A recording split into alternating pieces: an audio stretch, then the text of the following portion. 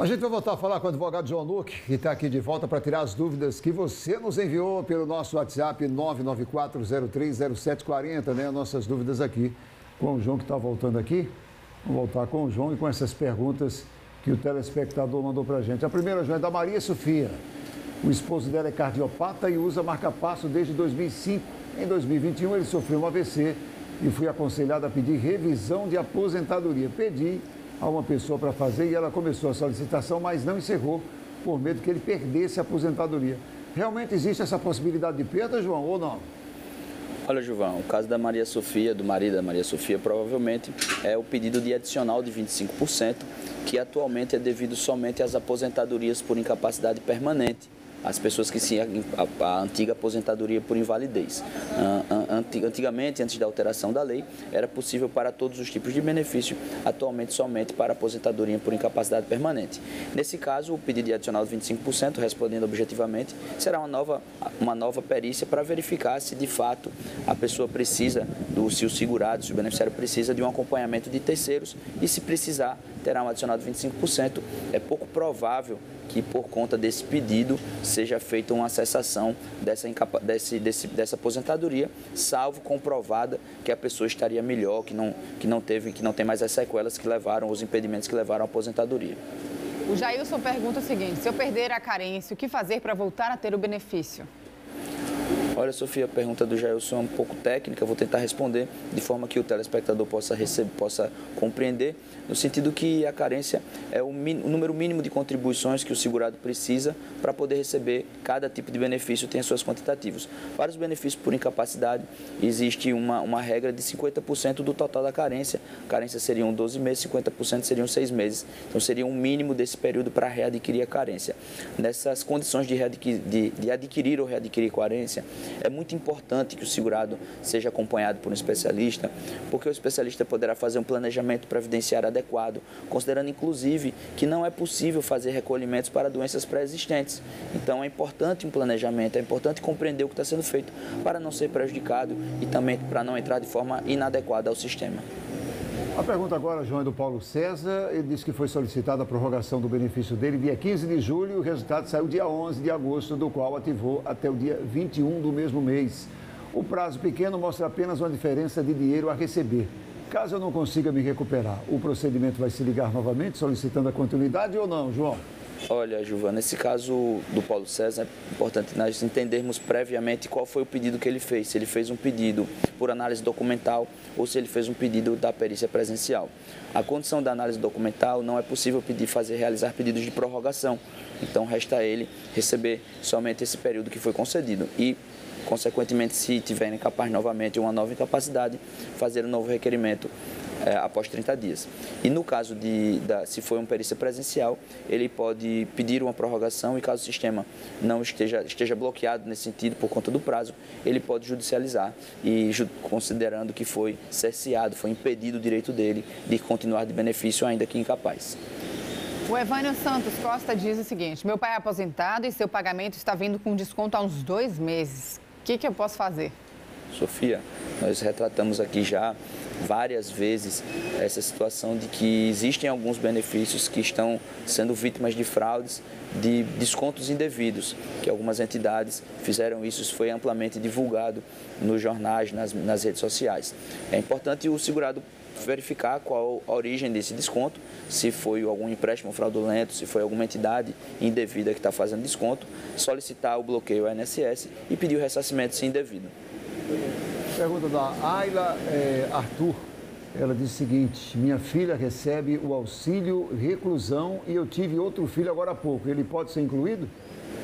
Olha lá, é possível sim incluir, mas a inclusão desse filho não aumentará o valor do auxílio reclusão. O auxílio reclusão é um benefício devido aos dependentes. É importante que exista essa percepção tanto para quem recebe quanto para a sociedade. É um benefício que os dependentes, que os menores, que não têm culpa dos delitos cometidos pelo recluso não venham a sofrer por conta da ausência de custeio de sua sobrevivência, caso esse pai, antes de ter cometido, ou essa mãe, antes de ter cometido algum delito, tenha sido trabalhador e tenha feito os recolhimentos, tenha qualidade segurada para isso. Então, esse filho a mais não aumenta o valor do auxílio, simplesmente configura ele como dependente, o que é importante, porque esse regime dependente será inclusive efetivado para caso de pensão por morte e já ficou caracterizado lá o que é o dependente qualificado. A Rosa diz o seguinte: meu filho tem epilepsia, ele tem direito à aposentadoria? Olha, Rosa, a epilepsia, dependendo do grau, dependendo das condições de tratamento, ela pode ser incapacitante. Para o caso de crianças, e quando ela fala, filho, eu estou compreendendo a possibilidade de ser um menor, nós iremos avaliar, a Justiça e o INSS devem avaliar com o critério dos atos inerentes à idade, não necessariamente com o trabalho. Atos inerentes à idade é brincar, correr, poder aprender na mesma condição de igualdade que os demais. E aí, nesse caso ele tem critérios de vulnerabilidade, de baixa renda, que a lei chama de miserabilidade, que é um nome muito pesado, mas que, na verdade, é evitar que essa criança seja vulnerável, é possível que ele possa receber, caso essa epilepsia impeça ele para os atos inerentes à idade. Manuel Santos, ele disse que tem 60 anos de idade e 37 anos de contribuição. Ele pode se aposentar, João? Olha, seu Manuel, seu caso é possível que você tenha algumas regras de transição, mas para critério etário, atualmente, você terá que aguardar os 65 anos de idade. Mas você está narrando aí 37, pode ser que tenha períodos especiais nesse período. O período especial são os períodos que você trabalhou sujeito a condições periculosas ou insalubres. Isso pode aumentar, inclusive, o seu período de contributivo, consequentemente melhorar uma regra de transição e lhe enquadrar, sim, é possível. Procure um especialista que é possível estar nessas condições. O Abimael diz que é aposentado por tempo de serviço há 4 anos. Se ele entrar com recurso para revisão e recálculo para aumentar o meu valor, existe a possibilidade desse valor baixar? Abimael, em regra, os pedidos eles são bem delimitados. E quando eles são bem delimitados é no sentido de que foram de fato analisados a ausência do cômputo do cálculo devido e é pedido a adequação. Então, esse risco é mitigado. Agora, caso a sua concessão tenha considerado valores indevidos ou inadequados, poderia, eu acho muito difícil de acontecer enquanto especialista, mas poderia sim, não é uma condição impossível, é só pouco provável. Pergunta agora, João, mais uma pergunta aqui, a do Cícero. Quem tem o LOAS também tem direito de receber o Bolsa Família, João? João, é uma pergunta importante, interessante. Muitas pessoas pensam, têm uma dúvida quanto a isso.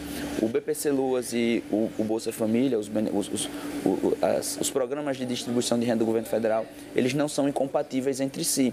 Mas, em contrapartida, quando eu falo que não são incompatíveis, respondendo objetivamente, sim, é possível receber. Mas é preciso atingir os critérios de renda. E quando se está recebendo BPC LOAS, o critério de renda aumenta, consequentemente se excluem as regras de concessão de distribuição de renda. E nesse sentido, a maioria das pessoas não recebem porque a renda aumentou. Mas caso a família seja muito grande, muitas pessoas, a residência, essa composição familiar permita, para tirar dos critérios de miserabilidade, poderia sim a família continuar recebendo os benefícios de distribuição de renda e essa pessoa, o BPC LOAS. O Marcinho diz que a mãe dele tem 69 anos de idade, nunca trabalhou, nunca teve carteira assinada e nunca contribuiu também para o INSS. Ela recebe uma pensão pelo pai, pelo marido, no caso, por ter sido servidor público em Sergipe e pelo regime estadual. Independente a isso, ela pode dar entrada numa aposentadoria por idade? Olha, Sofia, fazer o registro aqui do caso do Marcinho, como é importante um planejamento previdenciário. Essa senhora tem 69 anos de idade, é fato que ela sobrevive hoje da pensão, tá bem claro, mas ela poderia ter feito um planejamento previdenciário ao tempo da atividade laborativa para poder receber um benefício. Nesse caso, não é que ela não vai ter direito, porque enquanto especialista, eu entendo que no Brasil não existe a figura do inaposentável, aquela pessoa que nunca irá se aposentar. Ela certamente terá que cumprir os requisitos, ainda com idade avançada. Para ela, considerando a idade, já está um pouco mais difícil, mas a sociedade hoje trabalha efetivamente até os 80 anos, e nós podemos falar nos casos dos ministros do STF que podem ficar até os 75, né? Então, é possível ainda voltar a contribuir, embora provavelmente ela não esteja mais nas condições da sociedade média trabalhando, e aí, nesse caso, ficará muito difícil. Uma última pergunta aqui é do Everaldo Santos. Ele tem 53 anos de idade e já contribuiu com a Previdência 29 anos. quando ele pode dar entrada na aposentadoria? Aí o limite é a idade, João? Como é que fica? No caso do seu Everaldo, os critérios atuais, após a reforma da Previdência de novembro de 2019, ele estará sujeito ao critério etário dos 65 anos e poderá receber benefício por incapacidade caso acabe ficando doente de tanto trabalhar, considerando que ele já tem 29 anos de contribuição, dependendo da profissão, é uma profissão exaustiva e terá que passar pelos critérios dos benefícios por incapacidade. João, mais uma vez, muito obrigado, viu, pela sua presença aqui conosco. Bom dia para você. Obrigado, Sofia. Obrigado aos telespectadores. Obrigado, João. Até a próxima.